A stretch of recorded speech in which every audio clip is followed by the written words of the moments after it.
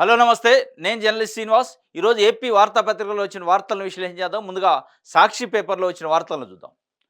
సాక్షిలో హెడ్డింగ్ ఐటెమ్స్‌గా మీ డ్రీమ్స్ నా స్కీమ్స్ ప్రజలందరి కలలు మన సంక్షేమ పథకాలతో సాకారం. విజయనగరం జిల్లా చెల్లూరు మేమంతా సిద్ధం సభలో సీఎం వైఎస్ జగన్ మీ డ్రీమ్స్ నా స్కీమ్స్ అంటుండు. మీ డ్రీమ్స్ అంటే ప్రజల యొక్క కలలు. ప్రజలు ఏదైతే కలలుగంటారో, ప్రజలు ఏదైతే కోరుకుంటున్నారో అవే నా స్కీమ్స్. ప్రజల కలలే నా స్కీమ్స్, ప్రజల కలలే నా పథకాలు. ఉంటాయి. అట్లనే ఈ 58, 59 నెలల నుంచి పరిపాలన చేశాను అని చెప్పి మేమంతా సిద్ధం సభ విజయనగరం జిల్లాలో చెల్లూరు దగ్గర జరిగిన మేమంతా సిద్ధం సభలో వైఎస్ జగన్మోహన్ రెడ్డి గారు చెప్పిన పరిస్థితి. మీ బిడ్డ తెచ్చిన పథకాలు ఏకంగా దాదాపు 40 మన రాష్ట్రం గ్రామాల కలను నెరవేర్చాం. ప్రతి ఊర్లో 7 వ్యవస్థలు తెచ్చి అవస్థలు తొలగించాం. జనానికి మంచి చేసిన మీ జగన్పై తోడేళ్ల దాడి. మన పాలనలో జరిగిన మేలుపై మీ కుటుంబం అంతా చర్చించుకోవాలి.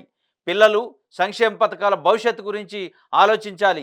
చంద్రబాబు పాలనలో స్కీములు లేవు, అన్ని స్కాములే. మళ్ళీ ప్రజల రక్తం తాగడానికి చంద్రముఖిలా మారాడు. కాల్మనీ సెక్స్ ర్యాకెట్లు నడపడం మినహా బాబు చేసిందేమిటి? పొలాల్లో దిష్టి బొమ్మనైనా నమ్మొచ్చు కానీ ఆయన మాత్రం నమ్మలేవు అని చెప్పి ఒక వార్తను ఇచ్చారు. ప్రతి ఊర్లో 7 వ్యవస్థలను తీసుకొచ్చాం. గ్రామాల యొక్క రాష్ట్రం యొక్క స్వరూపాన్ని మార్చాం అని చెప్పి జగన్మోహన్ రెడ్డి గారు చెప్తున్నారు. అదేవిధంగా మీ కళల సౌధమే నా యొక్క స్కీముల సౌధం అని చెప్తుండు. ప్రజలు ఏదైతే కళ్ళగంటారో, ప్రజలు ఏదైతే కోరుకుంటున్నారో ఆ ప్రజల కోరికల నుంచి, ప్రజల కళల నుంచి పుట్టిన స్కీములే ఈ నవరత్నాలు కానీ, జగన్మోహన్ రెడ్డి గారు పెట్టిన 7 వ్యవస్థలు కానీ అని చెప్పి ఆయన చెప్తున్నారు. ప్రజల మెదడులోంచి, ప్రజల కన్న కళల నుంచి వచ్చిన స్కీములు ఇవి.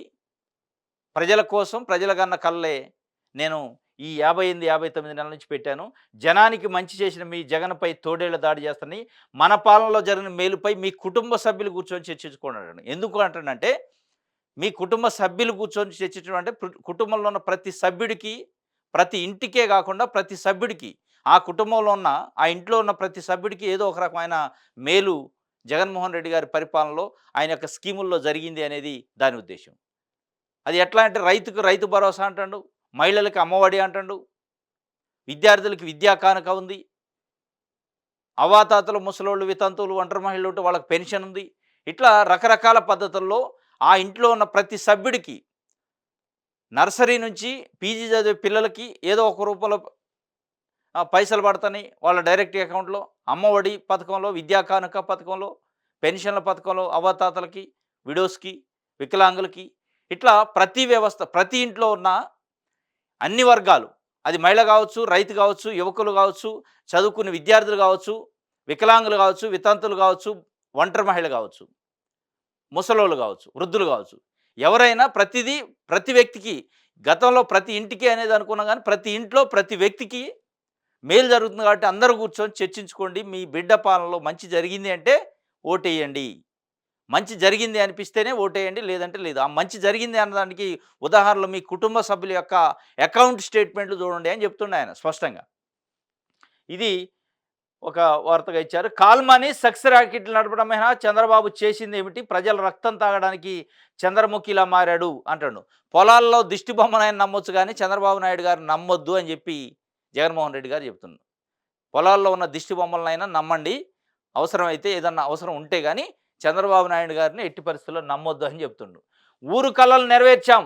ఊరికి కూడా కళలుంటాయి. గ్రామంలో అందే సేవలు బాగుంటేనే తమ ఊరు బాగుంటుందని, ఆ గ్రామాన్ని విడిచిపెట్టి ఎక్కడికెక్కడికో వెళ్ళి పోరని, గ్రామానికి కూడా కళ ఉంటుంది. ఆ గ్రామం డ్రీమ్ కోసం మీ జగన్ ఎన్ని స్కీములు తెచ్చాడో తెలుసా? ఏకంగా 7 స్కీములు తెచ్చాడు. ఆ గ్రామంలోనే కనిపిస్తాయి సచివాలయాలు, 60 నుంచి 70 ఇళ్లకు వాలంటరీ వ్యవస్థ, ఆర్జీకేలు, విలేజ్ క్లినిక్స్, నాడు నేడుతో మారిన ఇంగ్లీష్ మీడియం స్కూళ్ళు, మహిళా పోలీస్ వ్యవస్థ కనిపిస్తాయి. వీటితో పాటు నిర్మాణంలో ఉన్న డిజిటల్ లైబ్రరీలు కూడా కనిపిస్తాయి. గ్రామానికే వచ్చిన ఫైబర్ గ్రిడ్, ఇవన్నీ మీ గ్రామంలోనే కనిపించే జగన్ మార్కు విప్లవాత్మక మార్పులు. గ్రామాలే కాకుండా రాష్ట్ర కళలు కూడా సాకారం చేస్తూ విప్లవాత్మక చర్యలు చేపట్టాం. జగన్ మార్కు మీ మీ గ్రామంలో కనిపించే జగన్ మార్కు పరిపాలనలో విప్లవాత్మకమైన మార్పులు మీకు కనపడతాయి.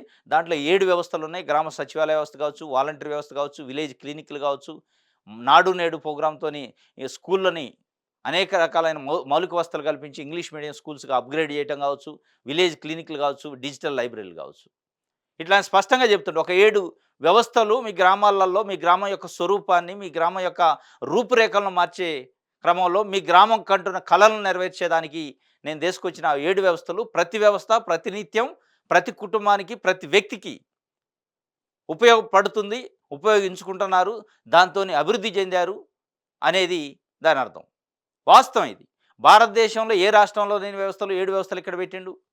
భారతదేశంలో ఏ రాష్ట్రంలో లేని వికేంద్రీకరణ, ప్రజల దగ్గరికే పరిపాలన తీసుకుపోయి ప్రజల గుమ్మం దగ్గరికి ప్రభుత్వాన్ని తీసుకుపోవటం అనేది ఒక చరిత్ర. వాస్తవం ఇది. ఎన్నో చెప్తున్నారు. 60, 70 సంవత్సరాల నుంచి స్వతంత్రం వచ్చిన దగ్గర నుంచి కేంద్ర రాష్ట్ర ప్రభుత్వాలు అధికార వికేంద్రీకరణ చేయాలని ఇట్లాంటి రకరకాలు చెప్పారు. 73, 74 రాజ్యాంగ సవరణలు చేశారు, చట్టాలు చేశారు. కానీ చిత్తశుద్ధితో పనిచేసే రాజకీయ నాయకుడు ఉంటే అట్లాంటి వికేంద్రీకరణ ప్రజల దగ్గరికి, ప్రజల గుమ్మం దగ్గరికి, ప్రతి వ్యక్తి దగ్గరికి పరిపాలన అవుతుంది. గతంలో ఎట్లుండేది? ప్రభుత్వం దగ్గరికి వ్యక్తులు, ప్రజలు, గ్రామాలు, ఊర్లు వచ్చాయి. ఇప్పుడు ప్రజల దగ్గరికి, వ్యక్తుల దగ్గరికి, గ్రామాల దగ్గరికే ప్రభుత్వాన్ని తీసుకెళ్ళిండు. అది రకరకాల వ్యవస్థలతోని. హెల్త్ విషయంలో విలేజ్ క్లినిక్లు, ఊరు విద్య విషయంలో నాడు నేడు కార్యక్రమం, పెన్షన్ల పంపిణీకి వాలంటరీ వ్యవస్థ, మిగతా 600 సర్వీసులకు సంబంధించి ప్రభుత్వం ఇచ్చే 600 సర్వీసులకు సంబంధించి అది బర్త్ సర్టిఫికేట్ కావచ్చు, డెత్ కావచ్చు, మ్యారేజ్ కావచ్చు, రకరకాల క్యాస్ట్, ఇన్కము, లోకల్ ఏరియా, రకరకాల సర్టిఫికేట్లు, భూ సర్వే కావచ్చు, రెవెన్యూకి సంబంధించి కావచ్చు, దానికోసం గ్రామ సచివాలయ వ్యవస్థ, ఇట్లా ఒక్కొక్క వ్యవస్థలను ఏర్పాటు చేస్తూ 7 వ్యవస్థలతోని ప్రతినిత్యం ప్రతి పౌరుడికి ఆ గ్రామంలోనే వాళ్ళ ఇంటి ముంగటే ప్రభుత్వం యొక్క సేవలు, ప్రభుత్వం యొక్క పరిపాలన ఫలాలు అందే విధంగా చేసిండు. కాబట్టి దాన్ని వికేంద్రీకరణ అంటారు. చట్టాలు చేయలేని వికేంద్రీకరణ కూడా ఇవాళ ఏపీలో జరుగుతున్న 73, 74 రాజ్యాంగ సవరణ వచ్చి దాదాపు 30 సంవత్సరాలు అయింది, దాటిపోయింది. కానీ కొన్ని రాష్ట్రాల్లో, కొన్ని జిల్లాల్లో ఇంకా అమలు కావట్లేదు. సంపూర్ణమైన వికేంద్రీకరణ లేదు. ఇది వికేంద్రీకరణ అంటే. వికేంద్రీకరణ నిధులు కేటాయించడం అది కాదు. ప్రజల దగ్గరకు పరిపాలన తీసుకోవడం, ప్రజల గుమ్మం దగ్గర పరిపాలన తీసుకోవడం, సేవలను తీసుకోవడం అనేది అది ఇలా ఏపీలో మనకు కనపడుతుంది. అదొక జగన్ మార్కు, విప్లవాత్మకమైన మార్పుకి నాంది అని ఆయన చెప్తుండు. దాన్ని చూసి మీరు ఓటేయండి, చర్చించుకోండి అని. ఇది స్పష్టంగా కనపడుతుంది. కాబట్టి ప్రజలు ఇప్పుడు ఆలోచించుకోవాలి. ఇది ఒక అర్థం. మీ డ్రీమ్సే నా స్కీమ్స్, అంటే ప్రజల యొక్క కలలే నా యొక్క స్కీమ్స్ అని ఆయన చెప్తున్న పరిస్థితి ఇది ఒకటి. ఇంకోటి, చంద్రబాబు, లోకేష్ ప్రకటించిన ఆస్తులు 1474 కోట్లు. వారి కుటుంబానికి హైదరాబాదు, తమిళనాడులో ఎక్కువ ఆస్తులు. హైదరాబాద్లో సొంత ఇల్లు, ఫామ్ హౌస్, సొంత రాష్ట్రం ఏపీలో మాత్రం సొంత ఇల్లు కూడా లేదు. ఆస్తుల విలువను తక్కువగా చూపిన తండ్రి కొడుకులు. మదీనాగూడలోని ఫామ్ హౌస్ విలువే 500 కోట్లట. దాని విలువ కేవలం 100 కోట్లుగా చూపిన వైనం. 2 ఏళ్ల వయసులోనే ఆస్తి కొన్న దేవాంశు. విడివిడిగా ఆస్తులు చూపించి తక్కువ చెప్పుకుంటున్న చంద్రబాబు కుటుంబం. మొత్తానికి చంద్రబాబు నాయుడు గారు, లోకేష్ గారు, అంటే లోకేష్ మంగళగిరిలో నామినేషన్ వేశారు, చంద్రబాబు కుప్పంలో ఒక సెట్ పంపించినట్టుంది. వాళ్ళ నామినేషన్ సందర్భంలో ఇచ్చే అఫిడవిట్లో వాళ్ళకున్న ఆస్తులను తెలపాల. అఫిడవిట్లో అఫీషియల్గా దాయకుండా చెప్పినాయి, అంటే ఇక దాచేయి కొన్ని ఉండొచ్చు, అఫీషియల్గా చెప్పగలిగినవి చట్ట ప్రకారం ఉన్నవాటినైతే చెప్పారు. నాకు తెలిసి ఏనని కాదు, ఏ రాజకీయ నాయకుడని ఇలా అదే చేస్తాను. చట్ట ప్రకారం చట్టానికి దొరకకుండా ఉండే ఆస్తుల వరకే చెప్తుండ్రు. చట్టానికి దొరకకుండా అక్రమాస్తులు చాలా ఉంటాయి. ఇంకా చట్టానికి దొరికే చెప్తేనే 1474 కోట్లు వాళ్ళ కుటుంబ ఆస్తులు ఉన్నాయి. 1474 కోట్లు. పదే పదే చంద్రబాబు నాయుడు గారు, అంటే ఏ రాజకీయ పార్టీ అయినా అదే అనుకోండి, పదే పదే చంద్రబాబు నాయుడు గారు ఆయనకు సంబంధించిన మీడియా నీతులు వల్లిస్తారు. ఏమి నీతులు అవి? నిజాయితీగా మచ్చలేని జీవితం 45 సంవత్సరాల రాజకీయ జీవితంలో అని ఈయనకు సంబంధించిన మీడియా ఈయన ఎప్పుడు చెప్తుంటారు. 45 సంవత్సరాలుగా రాజకీయ జీవితంలో మచ్చలేదు. ఏంది మరి ఇదేం మచ్చ? మరి 1474 కోట్లు నువ్వు చేసిన 14.5 సంవత్సరాల పరిపాలనలో ఏ ఇండస్ట్రియలిస్ట్కి వచ్చినాయి? ఏ ప్రజల ఇండస్ట్రియలిస్టులు, పెట్టుబడిదారులు అయ్యారు? ఎవడన్నా అయిందా? నీ కుటుంబానికి ఎక్కడొచ్చినాయి? మొత్తం మీ కుటుంబం ప్రజాసేవలోనే ఉందంటారు. ఎప్పుడు కూడా మా జీవితాలు, మా కుటుంబం మొత్తం ప్రజలకే అంకితం చేసిన. ప్రజలకు అంకితం చేశాక ఇన్ని 100 కోట్లు, 1000 కోట్లు ఎక్కడి నుంచి వచ్చినాయి? ఆ సూత్రం ఏదో, ఆ టెక్నిక్ ఏదో, ఆ కిటిక్ ఏదో ప్రజలకు చెబితే వాళ్ళు కూడా బాగుపడతారుగా. అంటే మాకు హెరిటేజ్ సంస్థ ఉంది, భువనేశ్వరి గారు మొత్తం దాని మీదనే ఉన్నాను. హెరిటేజ్ సంస్థతో భువనేశ్వరి గారు ఒక మహిళగా 1474 కోట్ల ఆస్తిని, సంపదను సృష్టించగలిగితే మీరు ఈ తెలుగుదేశం పార్టీ ఉన్నది మహిళల కోసమే. మహిళలు అంటే తెలుగుదేశం పార్టీకి పుట్టిల్లు. తెలుగుదేశం పార్టీ అంటేనే మహిళలకు పుట్టిల్లు అంటారు. మరి మీ పుట్టిల్లో ఉన్న అంత అంత అన్ని లక్షల మంది మహిళలకి ఈ సూత్రం ఏదో చెప్పొచ్చుగా. భువనేశ్వరి గారు చేసిన సూత్రం 1474,00,00,000 సంపదని, ఆస్తిని సృష్టించే కార్యక్రమం ఏదో ఈ రాష్ట్రంలో ఉన్న ప్రతి మహిళకు చెప్పొచ్చుగా. అనేది ఇలా సామాన్య మహిళ మదిలో ఉన్న ప్రశ్న. యెస్. సామాన్య రైతు, సామాన్యుడు మదిలో ఉన్న ప్రశ్న. పదే పదే మళ్ళీ నీతులు మాట్లాడతారు. మిగతా ఇప్పుడు అన్ని రాజకీయ పార్టీలు అదే పద్ధతిలో ఉన్న అంతర్నాయకులు అందరూ ఉన్నారు. ప్రజాసేవ పేరుతో సంపాదించే కార్యక్రమం చేస్తారు. కానీ కొంతమంది పైకి మాటలు డాంబికాలు చెప్తారు. ఆ డాంబికాలు చెప్పే కోటాలో ఈయన కూడా ఉండు. ఈయనకు సంబంధించిన మీడియా. విలువలు పోయినాయి, ఇది పోయినాయి, అది పోయినాయి, నీతి లేదు, నియమం లేదు. చంద్రబాబు నాయుడు గారు అంటే నీతికి, నియమానికి, సత్యానికి నిజ స్వరూపం. వీటన్నిటిని కలిపి మిక్సీలేసి పడితే చంద్రబాబు నాయుడు గారు నీతి, నియమం, సత్యం, నిజం వీటన్నిటిని కలిపి మిక్సీలేసి పడితే ఆయన ఒక రూపం ఏర్పడదు. అదే చంద్రబాబు నాయుడు గారు అన్నట్టు తెలుగుదేశం పార్టీకి సంబంధించిన మీడియా చెప్పింది. మరి ఇంత నీతి, నియమం, ఇంత నిజాయితీ, ఇంత నిజం ఉంటే మరి ఇన్ని వేల కోట్ల ఆస్తులు ఎక్కడి నుంచి వచ్చినాయి? మీరు నిత్యం ప్రజల్లో ఉంటారు. 45 సంవత్సరాలు రాజకీయ జీవితమే. నీకు ఒక బిజినెస్ లేదు, వేరే యావగేషన్ లేదు. ప్రజల కోసమే పరిపాలన. నేను ప్రజల కోసం నా జీవితాన్ని అంకితం చేసినాక ప్రజల కోసం ఎవడైనా జీవితాన్ని నిజంగానే అంకితం చేస్తే ఒక్క రూపాయి కూడా ఉండదు. ఉన్న ఆస్తులు అమ్ముకొని పెట్టాల్సిన పరిస్థితి గతంలో ఉండేది. పాత తరం నాయకులు ఉన్న ఆస్తులను అమ్ముకొని ప్రజల కోసం జీవితాన్ని త్యాగం అది జీవితం త్యాగం అంటే. మీరు ఆ అర్హత లేదు. ప్రజల కోసం నా జీవితాన్ని త్యాగం చేసిన మచ్చలేని జీవితం 45 సంవత్సరాల్లో ఇదేంది మరి పెద్ద మచ్చ ఇది. ఎస్, ఈయన ఒక్కడే అతిథులు కాదు, అందరూ ఉన్నారు. కానీ వీళ్ళు చెప్పుకునే నీతులు నేననేది. మీరు పదే పదే నీతులు చెప్తున్నారు కదా. ఇంకోటి ఏంది, చిన్న పిల్లగాడు 2 ఏళ్ల వయసులోనే ఆస్తి కొన్న దేవాంశు. ఈ రాష్ట్రంలో ఎవడన్నా పిల్లోడికి 2 ఏళ్ల వయసులో చాక్లెట్‌కి డబ్బులు లేని కుటుంబాలు ఉన్నాయి ఇయాల. ఎక్కడి నుంచి వచ్చినాయి ఈయనకి దేవాంష్‌కి? 20 కోట్ల రూపాయలకు సంబంధించిన ఇల్లు కొన్నాడట దేవాంశు. అంటే అడ్డగోలుగా దేవాంష్‌కి ఆస్తులు ఉంటాయి, లోకేష్‌కి ఉంటాయి, బ్రాహ్మణి గారికి ఉంటాయి, భువనేశ్వరి గారికి ఉంటాయి, చంద్రబాబు నాయుడు గారికి ఉంటాయి. ఒక్కొక్కళ్ళకి ఎక్కడ పడితే అక్కడ ఇల్లు, తమిళనాడులో ఇల్లు, ఏపీలో ఇల్లు, హైదరాబాద్‌లో ఇల్లు, బెంగుళూరులో ఇల్లు, ఎక్కడంటే అక్కడ ఇల్లు కట్టుకుంటారు. ఇంత సంపద ఇన్ని వందల కోట్లు మీకున్నప్పుడు 1474,00,00,000 మీ ఆస్తి అంటే మీరు ఒక సూత్రం చెప్పండి. మనిషికి ఒక 14,00,000 వచ్చే సూత్రం చెప్పండి 5 సంవత్సరాల్లో. మొత్తం సంవత్సరం కూడా కాదు. 5 సంవత్సరాల్లో మీ పరిపాలనలో ఒక 5 సంవత్సరాలు మీకు అధికారం ఇస్తే ఒక మహిళకి 14,00,000 15,00,000 వచ్చే సూత్రం ఏదైనా ఉంటే చెప్పండి. సంవత్సరానికి ఒక 2, 3 లక్షలు వచ్చే కాన్సెప్ట్ చెప్పండి. వాళ్ళు మంచిగా బతుకుతారు బంగారం లెక్క శుభ్రంగా. ఇది చెప్పడానికి నీతులు కానీ చేసేది మరి ఎట్లా ఉందనేది ఇప్పుడు దీన్ని బట్టి అర్థమవుతుంది. మీ నీతులేంది, మీ మాటలేందనేది. బాబు పేరుతో ఉన్న స్థిరాస్తులట, భువనేశ్వరి పేరుతో ఉన్న స్థిరాస్తులు, బ్రాహ్మణి పేరుతో లోకేషు, దేవాంశు. దేవాంశుకి ఏంది హైదరాబాద్లో జూబ్లీ హిల్స్లో తల్లి బ్రాహ్మణితో కలిపి 50% వాటా. 1,424 గజాల వాణిజ్య భవనం, విలువ 20 కోట్లు. దేవాంశుకి 20 కోట్లకు సంబంధించిన బిల్డింగ్ ఉందట. Commercial complex 20 కోట్లది. పుట్టకతలకి వానికి సంబంధించి ఆస్తులు సంపాదిస్తారు మీరు. ప్రజలను బేకారు చేసి, ప్రజలను రోడ్డును పడేసి, ప్రజల్ని ఆదరణ అని, ఈ స్కీమ్ అని 10,000, 5,000 ఇచ్చే స్కీములు పెట్టి మేమేదో జనాలను ఉద్ధరిస్తున్నామని. ఏ పార్టీ అయినా మేమేదో జనాలను ఉద్ధరిస్తున్నాం, సమాజం కోసమే పుట్టినాం, మా జీవితాలే సమాజం కోసం, ప్రజల కోసం అన్నట్టు కలరింగ్లు ఇచ్చి, బిల్డప్లు ఇచ్చి, తినటానికి తిండి లేక, ఉండటానికి ఇల్లు లేక, చదువుకోవటానికి విద్య లేక, వైద్యం లేక రోడ్డున పడే పరిస్థితుల్లో ప్రజలుంటే మీకు పుట్టే పిల్లగాడితో సహా ముందే ఆస్తులు సంపాదించి పెట్టి వాళ్ళకి రిజిస్ట్రేషన్ చేసే కార్యక్రమం అంటే ఏది ప్రజాసేవ, ఏది నీతి, ఏది నిజాయితీ, ఏది నిజం? మీరు చెప్పాయని డొల్లా, మీరు చెప్పాయని అబద్ధం అని తేలిపోయింది కదా. మీరు మచ్చలేని మనిషి అన్నట్టు, అసలు ఈయనకంటే మించిన నిజాయితీపరుడు, నీతిపరుడు, సత్యహరిశ్చంద్రుడు ఎవడు లేనట్టు ఈ ఆంధ్రజ్యోతి, ఈనాడు కలరింగ్ ఇస్తాయి. ఇంకోడోడు పక్కనోడు 100 కోట్లు, 1000 కోట్లు, లక్షల కోట్లు సంపాదించిండు. చంద్రబాబు నాయుడు గారు నీతి నిజాయితీకి మారిపోయారు. మరి నీతి నిజాయితీకి మారిపోయేది అనేది 1,474 కోట్లు డబ్బులు ఎక్కడి నుంచి వచ్చినాయి? 2 సంవత్సరాలు లేని పిల్లగాడికి 20 కోట్లకు సంబంధించిన భవనాలు ఎక్కడి నుంచి వచ్చినాయి? ఈ కథ చెప్పాల్సింది. అంటే మీరు కూడా దోపిడీ చేసే కార్యక్రమంలో ముందే ఉన్నారు, దాంట్లో డౌట్ లేదు. ఇదనమాట వీళ్ళ యొక్క నీతి నిజాయితీ.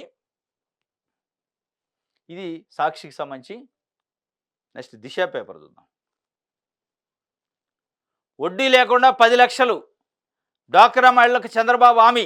గుక్కెడు నీళ్లు ఇవ్వడం చేత కానీ సీఎం అంటూ జగన్పై ఆగ్రహం అంట. వడ్డీ లేకుండా 10 లక్షలు వడ్డీ లేకుండా 10,00,000 రుణం ఇస్తారు. రుణం మళ్ళా. అదేదో ఉట్టిగా దాన ధర్మం గాదు. 10 మంది డోక్రా సభ్యులుంటే మనిషికి 1,00,000 చొప్పున వడ్డీ లేకుండా ఇస్తారట. మళ్ళా కొత్త కార్యక్రమం మొదలుపెట్టిండు. ఇది గాదు మీరు జేయాల్సింది. మీకెట్లా 1474,00,00,000 వచ్చినో ప్రతి మహిళకి మీ టర్మ్‌లో ఒక 14, 15 లక్షలు వచ్చే కార్యక్రమం జెప్పండి. ఈ వడ్డీ లేకుండా రుణం ఇత్తాం, ఈ స్కీమ్ బెట్టినం, ఆ స్కీమ్ బెట్టినం ఇయి గాదు.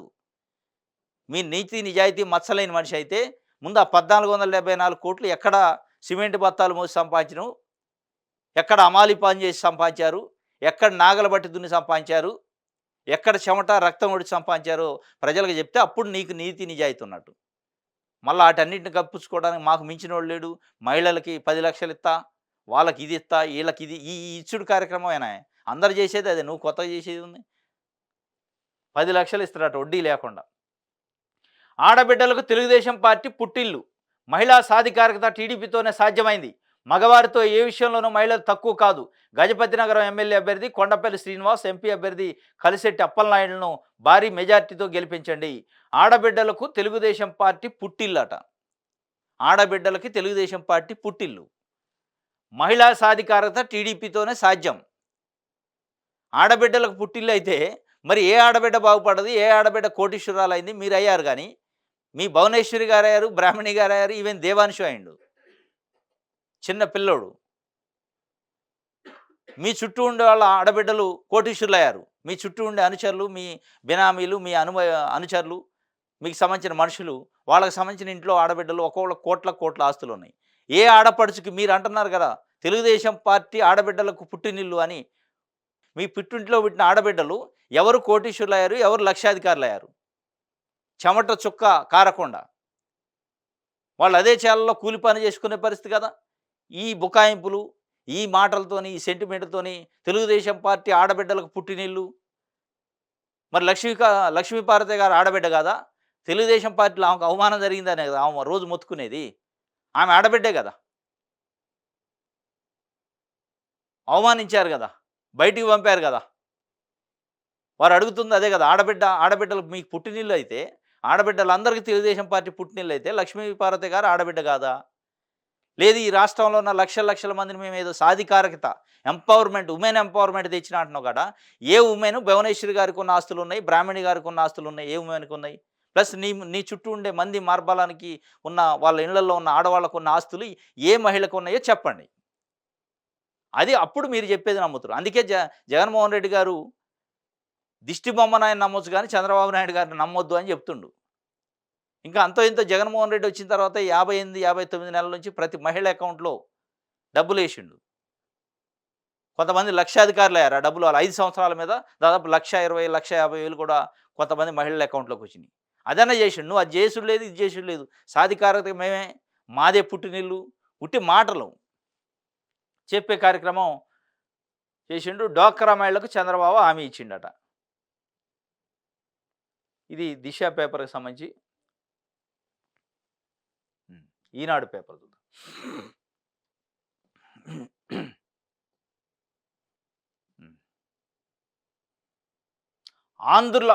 యాడేశారు. ఆంధ్రుల ఆత్మగౌరవం కోసం బాబును మళ్ళీ రప్పిద్దాం. యాడుంది ఆత్మగౌరవం? ఢిల్లీలో తాకట్టు పెట్టితే ఈ కొటేషనే బాగలే. ఇవాళ జనాలు ఏమనుకుంటున్నారు? ఆంధ్రుల ఆత్మగౌరవాన్ని చంద్రబాబు నాయుడు గారు ఢిల్లీ వీధుల్లో తాకట్టు పెట్టొచ్చిండు, బీజేపీ పార్టీకి తాకట్టు పెట్టిండు. ఆంధ్రుల ఆత్మగౌరవాన్ని, వాస్తవంగా ఆంధ్రుల ఆత్మగౌరవం నిలబెట్టడానికి తెలుగుదేశం పార్టీ పుట్టిందని అన్న ఎన్టీ రామారావు గారు అప్పుడు చెప్పిండు. కానీ దానికి ఎప్పుడో తిలోదకాలు ఇచ్చారు. చంద్రబాబు నాయుడు గారు దానికి తిలోదకాలు ఇచ్చి ఆయన అధికారం కోసం ఆంధ్రుల ఆత్మగౌరవం కాదు, ఆయన ఆత్మగౌరవాన్ని కూడా తాకట్టు పెట్టడానికి సిద్ధంగా ఉన్నాడు కూడా, చేసిండు కూడా. ఆంధ్రుల ఆత్మగౌరవం కోసం బాబును మళ్ళీ రప్పిద్దాం అంటల్లా ప్రజలు. మీరు అనుకుంటున్నారు ఇంకా ఆత్మగౌరవం ఉంది మాకని. మీకు ఆత్మగౌరవం లేదు అనేది ప్రజలు ఇవ్వాలనుకుంటున్నారు. మీకే ఆత్మగౌరవం లేదు. మళ్ళీ మీరు ఇంకా మిగతా ఆంధ్రుల ఆత్మగౌరవం కోసం ఎక్కడ పోరాటం చేస్తారు? ఆంధ్రుల ఆత్మగౌరవం కోసం బాబును మళ్ళీ రప్పిద్దాం అంటుండు. ప్రజలు అది అనుకోవట్లా. ఆంధ్రుల ఆత్మగౌరవం కోసం బాబును మళ్ళీ ఇంటికి పంపుదాం అంటున్నారు. మళ్ళీ ఇంటికి పంపుదాం. ఆంధ్రుల ఆత్మగౌరవం కోసం చంద్రబాబు నాయుడు గారిని మళ్ళీ రానియొద్దు అంటున్నారు. రప్పిద్దాం అంటలా, రానియొద్దు, వల్ల శాశ్వతంగా ఇంటికే పరిమితం చేద్దాం అంటున్నారు. ఎందుకంటే నీ కుర్చీ కోసం ఏ ఆంధ్రుడి యొక్క ఆత్మగౌరవాన్ని తాకట్టు పెడతావు కాబట్టి ప్రజలు ఇవాళ అనుకునేది ఏంటంటే ఆంధ్రుల ఆత్మగౌరవం కోసం బాబుని ఇంటికే పరిమితం చేద్దాం, ఇంటికి పంపించేద్దాం మళ్ళీ మళ్ళీ అని నినాదం ఎత్తుకున్నారు. మీరు అది గమనించకుండా ఇదేదో ఆంధ్రుల ఆత్మగౌరవం కోసం బాబును మళ్ళీ రప్పిద్దాం వీటితోనే ఆంధ్రుల ఆత్మగౌరవాన్ని మీరు కాపాడతారు. తెలుగుదేశం పార్టీ జెండా రంగును మార్చి తెలుగుదేశం పార్టీ ఉనికినే ప్రశ్నార్థకం చేసి దాంట్లో రకరకాల మిక్స్ చేసి జెండాలలో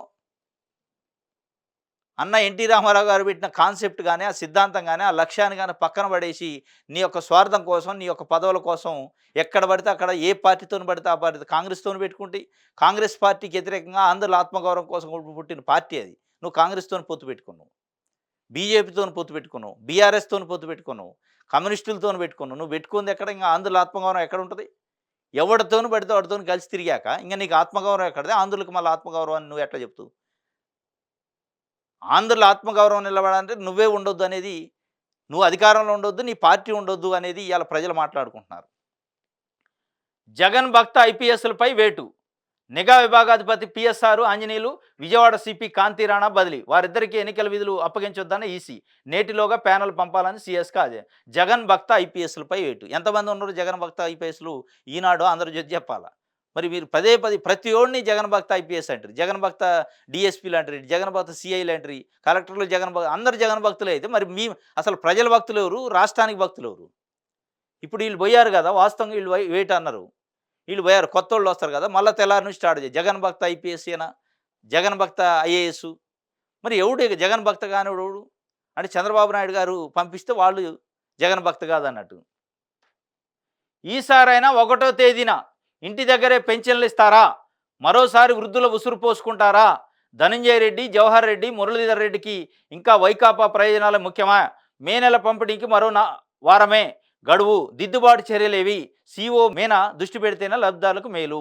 ఈసారైనా 1వ తేదీన ఇంటి దగ్గరే పెన్షన్లు ఇస్తారా? ఎవరిని అడుగుతున్నావు? పంపిణీ చేస్తారా అని అడగాల్సింది చంద్రబాబు నాయుడు గారిని, అడగాల్సింది నిమ్మగడ్డ రమేష్ కుమార్ని. ఎందుకంటే ఈసారైనా కాదు, 58 నెలల నుంచి జగన్మోహన్ రెడ్డి గారు ప్రతి నెల ఇంటింటికి పెన్షన్ పంపిణీ చేసిండు. ఆయన వైపు లేదు. బంతి మీ కోర్టులో ఉంది, బంతి తెలుగుదేశం పార్టీ కోర్టులో, తెలుగుదేశం పార్టీకి సంబంధించిన వ్యక్తుల కోర్టులో ఉంది. అది గమనించుకోవాలా.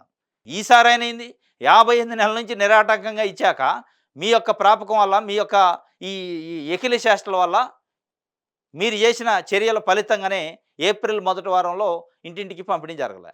మరి ఈసారి రాయండి, ఎలక్షన్ కమిషన్ లెటర్ రాసి చెంపలు వేసుకొని మేము రాసిన లెటర్ తప్పు, వాలంటీర్లతో పంపిణీ చేయండి. వాలంటీర్లు అంటే మాకు కూడా ఇష్టమే, మేము కూడా 5 నుంచి 10,000 శాలరీ ఇస్తాను ఒప్పుకున్నాం, వాళ్ళే పంపిణీ చేయాలి ఈ నెల అని ఒక లెటర్ రాయండి ఎలక్షన్ కమిషన్కి. మీరు మీ నిమ్మగడ్డ రమేష్ కుమార్తో లెటర్ రాస్తే అయిపోయి, ఇంకెవడో అడిగేది ఉంది అందులో. ఎట్లాగా దాన్ని సృష్టించింది, ఆ వ్యవస్థను సృష్టించిందే జగన్మోహన్ రెడ్డి. ఆయన అయితే అడ్డుకోడు కదా, ఆయన అడ్డుకోవాల్సిన అవసరమే లేదు. అడ్డుకోవాల్సిన అవసరం ఎవరికి ఉంటుంది? సృష్టించిన వ్యక్తికి ఉండదు. ఆ సృష్టించిన వ్యక్తి పైన, సృష్టించిన వ్యవస్థ పైన ఎవరైతే విమర్శలు చేశారో మొదటిదాకా వాళ్ళకు ఉంటుంది అడ్డుకునే అవకాశం, అవసరం మీకుంది. మీరు అడ్డుకున్నారు, చెంపలు వేసుకొని మేము తప్పు చేసినాం ఏప్రిల్ నెలలో, మే నెల 1కి ప్రతి ఇంటికి వాలంటీర్లతో పంపిణీ చేయండి అని ఎన్నికల సంఘానికి లెటర్ రాయండి, ఎన్నికల కమిషన్కి. నిమ్మగడ్డ రమేష్ కుమార్తో రాపియండి, మీరు రాయండి, తెలుగుదేశం పార్టీ రాయండి, పవన్ కళ్యాణ్ రాయండి, బీజేపీ పార్టీ రాయండి. రాస్తే అడ్డుని చెప్పేటోడు కూడా ఉండడేగా, ఇంకెవరు చెబుతారు అడ్డం? అది వదిలిపెట్టి ఈసారి అయినా చేస్తారా, పంపిణీ చేస్తారా లేదా, మళ్ళీ ఇంకేంది మరోసారి వృద్ధులు ఉసురు ఎవరు పోసుకున్నారు? చంద్రబాబు నాయుడు గారు పోసుకుండు. ఉసురు పోసుకుంది ఎవరు అంటే 58 నెలల నుంచి ఇచ్చినోడిని ఆపింది ఎవరు? ఇచ్చింది ఎవరు? జగన్మోహన్ రెడ్డి. ఆపింది ఎవరు? చంద్రబాబు నాయుడు గారు. అంటే ఉసురు పోసుకుంది ఎవరు? ఈయన. మళ్ళీ ఇంకా ధనంజయ రెడ్డి అట, జవహర్ రెడ్డి అట, మురళీధర్ రెడ్డికి ఇంకా వైకాపా ప్రయోజనాలు ఏముంటాయి? ధనంజయ రెడ్డి ఆపిండా 55 నెలల నుంచి? జవహర్ రెడ్డి ఆపిండా? 58 నెలల నుంచి పంపిణీ చేస్తుంటే ఆఫీసర్లు వచ్చారిపోయారు, ఎవడు ఆపడు, వాళ్ళకేం అవసరం? మీరు ఎలక్షన్ కమిషన్ లెటర్ రాసి ఆపు చేసి వాళ్ళ మీద నెపం నెట్టి కార్యక్రమం, వాలంటరీ వ్యవస్థను పంపిణీ చేయండి అని మీకు నిజంగానే నిజాయితీ ఉంటే, నిజంగానే వృద్ధులకి, వికలాంగులకి వాళ్ళకి ఇంటికి తీసిపోయి పంపిణీ చేయాలి పెన్షన్లు అనిపిస్తే, మీకు నిజాయితీ, రాజకీయాలు కాదు ఇందులో, నిజాయితీ ఉంటే 58 నెలల నుంచి ఏదైతే వాలంటరీ వ్యవస్థను పంపిణీ చేశారో అదే వ్యవస్థను పంపిణీ చేయండి అని ప్రభుత్వాన్ని, అటు ఎలక్షన్ కమిషన్కి లెటర్ రాయండి. వాళ్ళు ఎట్లా పంచారో అప్పుడు ప్రజలు చూసుకుంటారు. నిజంగానే మీరు లెటర్ రాశాక కూడా పంపిణీ చేయకుండా జగన్మోహన్ రెడ్డి ఎలక్షన్ కమిషను తాత్సారం చేస్తే అది వాళ్ళ తప్పైద్ది. వాళ్ళ బంతి వాళ్ళ కోర్టులో నెట్టేయండి. తప్పేముంది? మీరు నిజాయితీ గల్లోళ్ళు గదా! మీకు నిజంగానే ఆ వృద్ధుల పైన మంచి అభిమానం ఉంది గదా! వాళ్ళ మంచి కోరుకుంటున్నారు గదా! కాబట్టి మీరు నిజాయితీగా ఎలక్షన్ కమిషన్‌కి ఒక లెటర్ రాయండి. వాలంటరీ వ్యవస్థ 2,66,000 మంది ఏదైతే వాలంటీర్లు ఉన్నారో వాళ్ళతోని పెన్షన్ పంపిణీ చేపియండి మే 1 నాడు ఇంటింటికి తీసుకుపోయి అని ఒక లెటర్ రాయండి. అట్ ద సేమ్ టైమ్ ప్రభుత్వానికి, రాష్ట్ర ప్రభుత్వానికి కూడా ఒక లెటర్ రాయండి సీఎస్‌కి. అప్పుడు ఈ ధనంజయ రెడ్డి ఏం చేత్తరు? జవహర్ రెడ్డి ఏం చేత్తరు? ఆపుతారా? ఆపే శక్తి ఉంటదా మీరు చెప్పాకగా? పెట్టినాయన ఆపడు ఎట్లాగో జగన్మోహన్ రెడ్డి గారు. మీరు లెటర్ రాసి ఆపినోళ్ళు మీరు వద్దులేండి ఆపండి, ఆపొద్దు మేము తప్పు చేసినాం, తప్పు జరిగింది. మేము సరి చేసుకున్నాం మళ్ళీ పంపిణీ చేయండి అని మీరు చెప్పాక, ఆయన పెట్టినాయన ఆపడు. పెట్టినాయన పంపిణీ చేస్తాడు జగన్మోహన్ రెడ్డి. ఇంటింటికి పంపిస్తాడు 2,66,000 మందిని. పంపించాక ఈ జవహర్ రెడ్డి ఎవరు? ధనంజయ రెడ్డి ఎవరు? మురళీధర్ రెడ్డి వాళ్ళకేం సంబంధం? వాళ్ళు జస్ట్ ఆఫీసర్లు. ప్రభుత్వం ఏది చెప్తే అది పాటించాలి అంతే. ఎలక్షన్ కమిషన్ పరిధిలో ఉన్నారు. ఎలక్షన్ కమిషన్ చెప్పింది పాటించాలి. ఎలక్షన్ కమిషన్ ఏం చెప్పింది? ప్రతిపక్షాల నుంచి వచ్చిన కంప్లైంట్ల ఆధారంగా వాళ్ళ చర్యలుంటాయి. అది మీరు చేయాల్సింది. ఆడపడుచుల్ని లక్షాధికారులు చేస్తాం, పన్నులు ధరలు తగ్గిస్తాం, భవిష్యత్తుపై ఆలోచించి ఓటేయండి. బొండపల్లి మహిళా సభలో తెదేపా అధినేత చంద్రబాబు ఆడపడుచులను లక్షాధికారులు చేస్తారట. వీళ్ళ ఆడపడుచులు ఎవరు? కోటీశ్వరులు అయ్యారు, 100 కోట్ల ఆస్తులు. నువ్వు ఇయ్యాలు చేయటం ఏంది? ఆడపడుచులను లక్షాధికారులు ఏంది? కోటీశ్వరులు చేస్తున్నాను ఎట్ట చేస్తావు? మళ్ళా ముష్టి లోన్లు ఇచ్చి మీ ఆడపడుచులు, మీ ఇంట్లో ఉన్న ఆడోళ్ళు, భువనేశ్వరి గారికి 100 కోట్లు ఉంటాయి, బ్రాహ్మణి గారికి 100 కోట్లు ఉంటాయి. ఇంకా మాకు తెలవని పేర్లు చాలామంది మీ ఇంట్లో ఉన్న ఆడోళ్ళకి 100 కోట్లు, 1,00,00,000, 1,000 కోట్లు ఉంటాయి. మరి ఈ ఆడపడుచులు ఏం చేశారు? 10 లక్షాధికారులు ఏం చేస్తావు? కోటీశ్వరులు చెయ్యి. అదేదో చెప్పరాదు ఆ స్కీము. 1,474 కోట్లు మీ ఆస్తి ఉంది. ఒక్కొక్కళ్ళకి ఒక 15 లక్షలు చెప్పేది చెప్పు. లక్షాధికారులు చేయడం తర్వాత కానీ పక్కన పెట్టి కానీ అది అడుగుతున్నారు ఇవాళ ఏపీలో ఉన్న మహిళలు. ఇది ఈనాడుకు సంబంధించి. ఆంధ్రజ్యోతి చూద్దాం. జగన్కు మరో షాక్ అట. జగన్కు మరో షాకు. వీరభక్త ఐపీఎస్లపై ఈసీ వేటు.